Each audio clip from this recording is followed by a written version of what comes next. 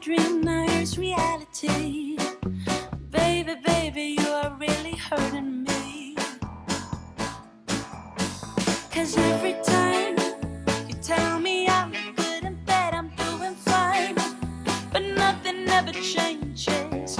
And now I see. Hi, I'm about to publish my 15th book, and I have learned a lot of things with every single release, and a lot of mistakes I've made too.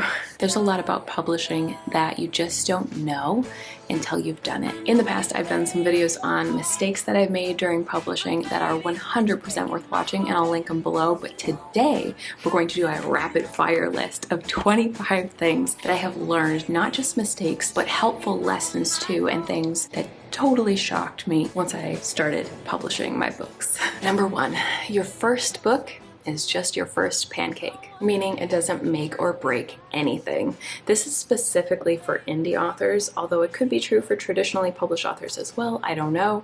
I only know the indie side of things. But your first book is just the beginning, and each time that you add a book to your backlist of books, your sales can and often will grow. Indie authors often actually hit their successful stage, whatever you want to call it, somewhere between books 20 to 30.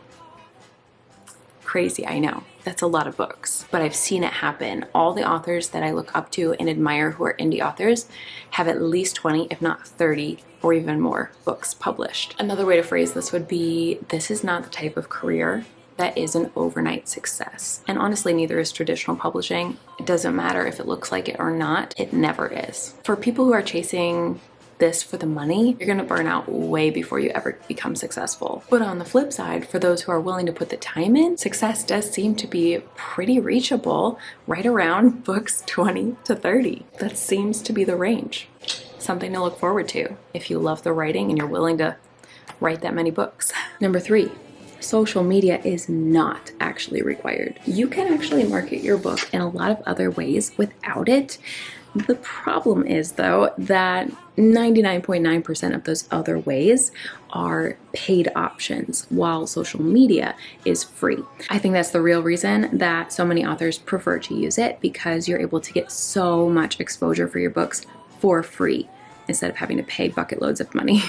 What are some of these non-social media ways to market your book, you ask?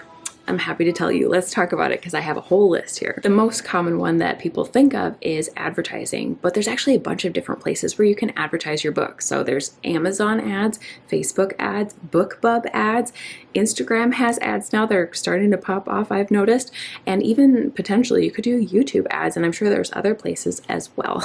In a similar vein, you'll see people do sales on their book and then use paid promotion on those sales. There's specific companies, like again, BookBub feature deals, that will share your sale with a targeted group of readers if you pay them. Another one that's becoming more common is hiring influencers. This is not something that I've done, but while you could work with influencers and not pay them if you're on friendly terms, more often it seems like the really big influencers do get paid to talk about products like your book.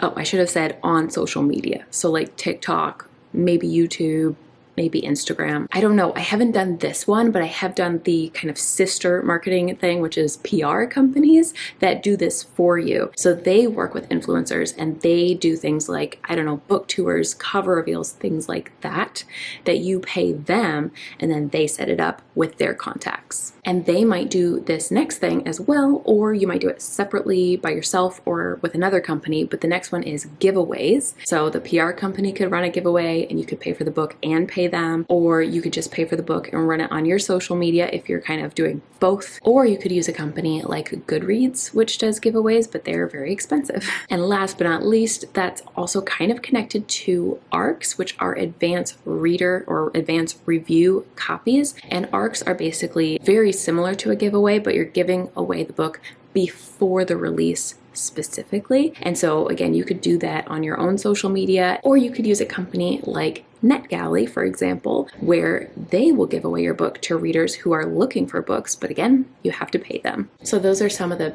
paid marketing things that I just feel like aren't talked about as much, maybe because they're a little more advanced, but they're totally an option. You don't have to be on YouTube either. There's authors who think that because I do it, that's what they should do. Absolutely not. And honestly, I'll be very real with you.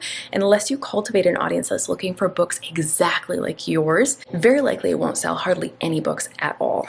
I do my YouTube to help other writers who very often don't even read my genre. So my YouTube channel really doesn't sell hardly any books. This next one is a good one. I wrote down that you'd think writing a book gets easier with each book, but it's almost like as you close this knowledge gap between where you are currently and what you know you want your books to be and how good they could be, writing the book actually feels like it gets harder in some ways because you are more aware of just how much needs to go into it.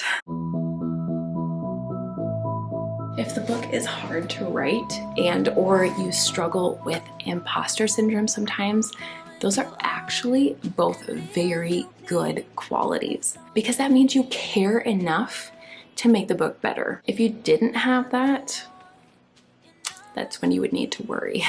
Editors are really important, but especially for your first few books, because if you study what they're teaching you and all the notes that they make in your document, they are actually essentially a masterclass or like a college course on what to do when you edit your book and what to look for, and even better, what your specific strengths and weaknesses are.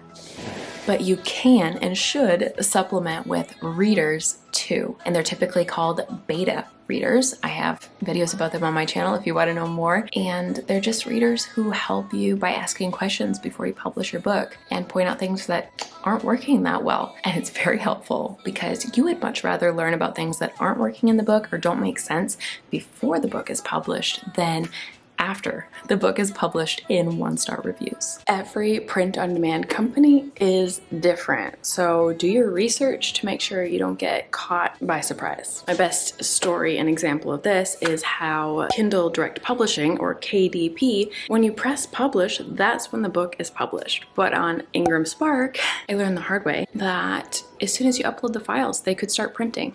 It's not great. I have videos on that, I'll link it below. But if and when you make mistakes, it's totally okay because you can change it. You can fix it. You don't like the book cover, you realize that it doesn't sell that well, change it. The blurb isn't working, rewrite it. Or maybe you really want to change something that seems locked in stone, like the title, for example. You can unpublish that book and then republish as a second edition. I've done this. You can watch my videos below if you want to know more on that, but nothing is really set in stone, so don't let it stress you out too much. When you order bookish swag, go small. In most cases, you only even need like 20, but most companies, when you order things like bookmarks or postcards or whatever, typically 100 is the minimum. So go as small as you can because it's always possible to order more, but it's really depressing to have a few hundred bookmarks or postcards around and no one to give them to. I speak from experience. Along those same lines, you do not need business cards. Sorry. The only place you're gonna really use these is if you go to some kind of bookish event, like maybe you do a book signing. That is literally the only instance you really will ever need these because we are pretty much solely online as writers. And I even went like 3 or 4 years where I just printed something out that had a QR code to my website and it was just as good because you buy these kind of things in bulk and you have to go to a lot of events for it to even be worth it. Again, I speak from experience. Speaking of book signs, I've got some bad news. If you're an introvert, they're actually extremely stressful and a little bit intense. Not saying they're bad, I'm just saying that you have to be willing to really put yourself out there, be awkward, stand up, wave at people, smile all the time for hours, introduce yourself first, have an elevator pitch for your book, and just generally act like you love being on display. You gotta fake it, baby. Also, book signings often cost more money than you actually make. I know, that one really got me too. If you buy stock for the book event, for example, there's a good chance you're gonna wanna buy a lot so that you don't run out of copies right away, which I've done, unfortunately. And so then you're gonna have leftover books, and that's expensive. Books are expensive to have just lying around. that you haven't sold. But in other cases, like when I've done Barnes & Noble signings, they buy the stock. So it seems great up front, no big deal, but they buy way too many books. I'm talking like 60 copies per book that you have out. So that's a lot of books. Like the typical book signing, this is a bonus fact, the average author sells about 20 books, and that is a good book signing if you're not really famous. All those extra copies are going onto the shelf, and Barnes & Noble treats shelf space, you know, like it's sacred, like it costs money, because it does. And so at some point, they're gonna send any leftover books back to you as the author. That also gets expensive. It can cost literally twice as much as sending the book to yourself. It's very expensive. So why do we do that? They're good exposure. It's more readers who find you. If you've been wanting to skip them, this is a great reason to skip them.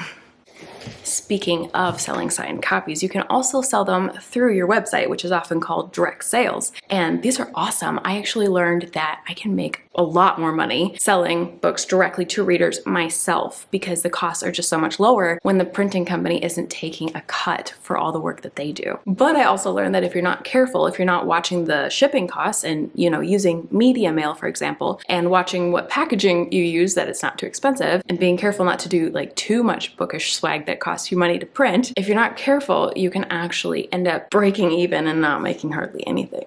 So I would just watch out for that. I would just recommend caution when it comes to selling your books online yourself, and make sure that you watch for all those extra invisible costs.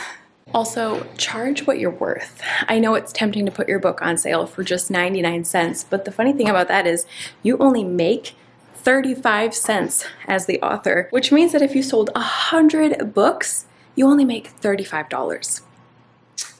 It's pretty much impossible to make your money back that way. And oddly enough, readers don't really seem to value your work as much when you do that either. 100 sales during your release month, or even your release year, is actually really good for most indie authors on your debut, especially if you have a smaller audience. So if you are able to hit that number, you're actually doing really well.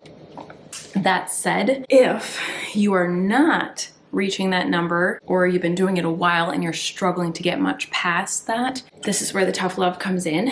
And I say this with love, no judgment whatsoever, but there is probably something wrong with the book's packaging. Let's talk about the packaging. The cover matters above all else, honestly. Does your book fit in with the genre when you look at it online, like on Amazon next to other books in its genre? Yes, I did say fit in, not stand out, because standing out is a secondary objective, but the first objective is to make sure it also mainly fits in. It has to meet those genre standards that readers expect. Otherwise, your target readers, the people you know would love your book, they're gonna skim right past it and not give it a second glance. That's why it's so important. And again, trust me, I've learned this the hard way. All of these lessons that I'm sharing with you have been learned the hard way. Also with packaging, the blurb matters second most. After the cover, the next thing readers do is they go and read the blurb, or the description of the book, depending on what you want to call it. And if it starts out in a world with unpronounceable name, confusing name, another name, and the reader's just like, wait, what? That's not gonna sell books, unfortunately. And neither is just like a summary breakdown of the book. You want your blurb to have a hook in the very, very, very first line that grabs their attention and makes them want to know more. And then the rest of the blurb should do the same thing. That's really the ultimate goal. I should do a video on blurbs soon. Let me know if you would like that, because I have a lot more thoughts, but we're trying to be rapid fire, I swear. I know I'm long-winded. Let's keep going. We're still talking about the book, but this last one is less the packaging and more that maybe it's just not the most amazing book ever. You know, not every book that we write is going to be the best book in the whole world, an amazing bestseller, especially not our first books, honestly, because we're beginners. We're just figuring it out. And it can be a great story, but maybe we don't have all the tools in our toolbox yet to execute it the way that we truly envisioned. And so that brings me to my last tip in this section, which is that sometimes the best thing you can do is to stop putting so much money and time into this current book and start writing the next better book. I'm gonna let that one sit for a second. I didn't like hearing it either. But I'm on the other side now. I'm on book 15, looking back at my first book, and wow, It's true. And I promise you, I am way more proud of the books that I'm promoting now than my beginning book, even though I love the story, but I've grown so much as a writer, and I promise you, you will too. Another lesson that I learned the hard way is that honestly, audiobooks are really too expensive for most authors. I don't know if that'll change in the future or not, but right now it's at least $1,000, if not a lot more, to make an audiobook. And that's on top of all your other book costs. That's just the audiobook alone. And on top of that, it's like the hardest platform, at least in my experience, to actually make your money back on. Let me just do some editing magic here on these dishes. Coming back to sales, if your book has been out for a while, then putting your book on sale, like 99 cents for example, can be one of the best ways to breathe new life into the series and renew your sales and potentially even sell more than you did on release. And once you have a really strong backlist, meaning other books that you've published, especially if they're in a series, then putting book one, or your strongest book if you don't have a series, for free, not just on sale, but free, can actually lead to a lot more sales and a lot more income, surprisingly. For example, one of my best sales was when I put The Stolen Kingdom for free for the very first time, and it got around 19,000 downloads. So I'm giving this book away, right? All within a 1 week period, and then I end the sale. But over the next month, I got sales to books 2 and 3 and 4 in the series, and over that month, I made over $5,000 from the sell-through to the rest of the series.